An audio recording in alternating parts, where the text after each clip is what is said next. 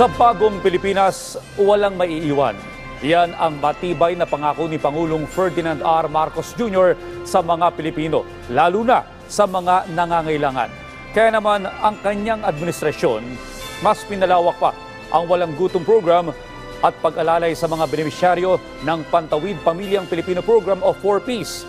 Ang mga yan, silipin natin mula kay Mary Ann Bastasa ng Radyo Pilipinas, Radyo Publiko. Sa ilalim ng bagong Pilipinas, walang mapag-iiwanan. Ito ang direktiba ni Paulo Ferdinand R. Marcos Jr. na naging gabay sa pagpanday ng mga programa ng iba't ibang ahensya ng pamahalaan sa nakalipas na 3 taon. Kabilang dito ang Department of Social Welfare and Development na nagpupursige para matiyak na nararamdaman ng tulong ng gobyerno ng mga pinaka-nangangailangan. Kaya naman sina Nanay Remy at Maylene, lubos ng pasasalamat sa administrasyon ni PBBM dahil sa walang sawang pag-alalay sa kanila ng pamahalaan.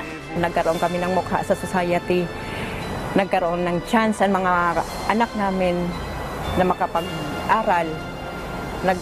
Malaki ang naging chance namin na makapag-avail kami ng medical assistance, hospitalization sa mga kagaya namin na nangangailangan ng ganyang tulong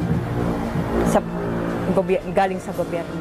Maraming salamat dahil po binago niyo ang buhay namin.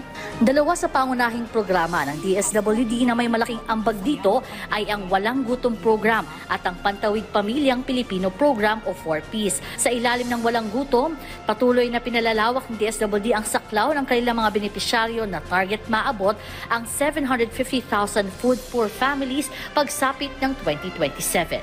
Kaakibat ng programang ito ang iba pang inisyatiba mula sa iba't ibang ahensya kabilang na ang benting bigas ng Department of Agriculture at mga job fair ng DOLE at TESDA para sa mga benepisyaryo.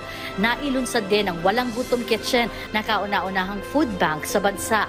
Pagdating naman sa Pantawid Pamilyang Pilipino Program o mas kilala bilang 4Ps, matapos itong banggitin sa nakaraang SONA ni Pangulong Marcos, sinimula ng ipatupad ang pagbibigay ng first 1,000 days cash grants para sa mga buntis at batang may edad 0 to 2 na miyembro ng programa. Ang buong pangalan ng departamento namin, Social Welfare and Development. Yung long term, yun yung development.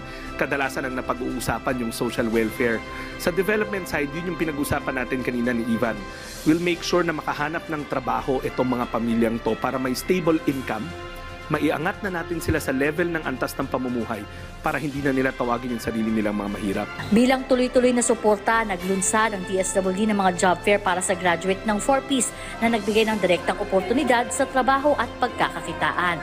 Sa pagtutulungan ng iba't ibang ahensya, damang-dama ng bawat Pilipino ang malasakit ng pamahalaan, lalo na sa kanilang kalusugan at kabuhayan. Para sa SONA 2025 ng Integrated State Media, Mary Ann Bastasa, Radyo Pilipinas, Radyo Publiko.